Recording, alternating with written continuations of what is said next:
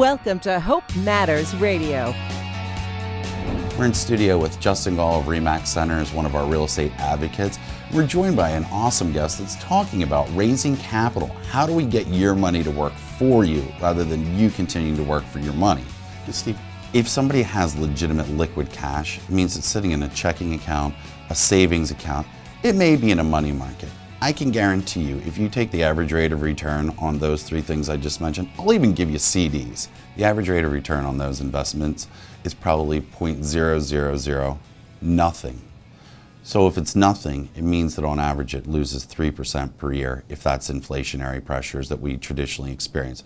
So we can go from a negative 3% rate of return into these investments, or we should already be in investments. So you're just turning these investments on, right?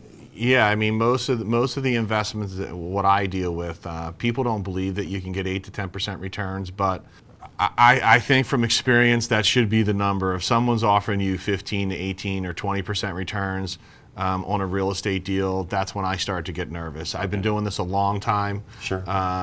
The money gets really tight when it gets up to 13, 14, and don't be the investor that's like, I'm not investing unless I get a 13 or 14% return. I have these investors that, well, I'm not giving you money unless it's 15. Well, you're actually really increasing the risk. You're creating a relationship with the person that you're lending money to, and you need that person to make money. He's in the business to make money, and you want to make money, and you want to have a long-term relationship, not the short-term, where if you charge him too much interest, he's not going to make money on the deal, and he's not going to go back to you.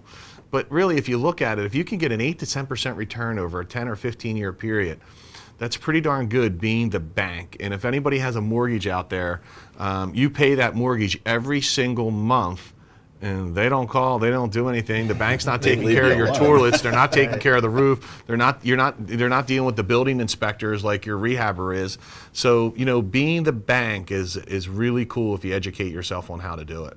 I have a really good friend. We sat a couple years ago, and one of the questions I asked him is, how much equity do you have in your home? And he says, I have like $400,000. I said, great, let's go to the bank, get you a line of credit for $300,000. You're gonna pay about 3%. I'm gonna pay you 10. You're gonna make a 7% spread. So on $300,000, they picked up $21,000 a year in income. They also got the tax deduction up to $100,000 on their second mortgage. So really, they were only probably paying about 2.5. So it's extremely powerful.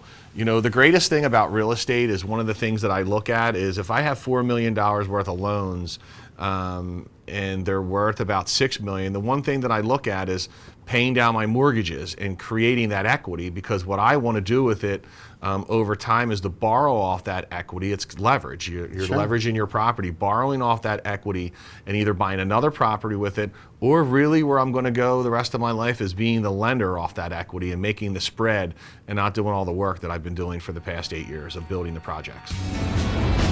Hope Matters Radio is brought to you by the Real Estate Radio Network.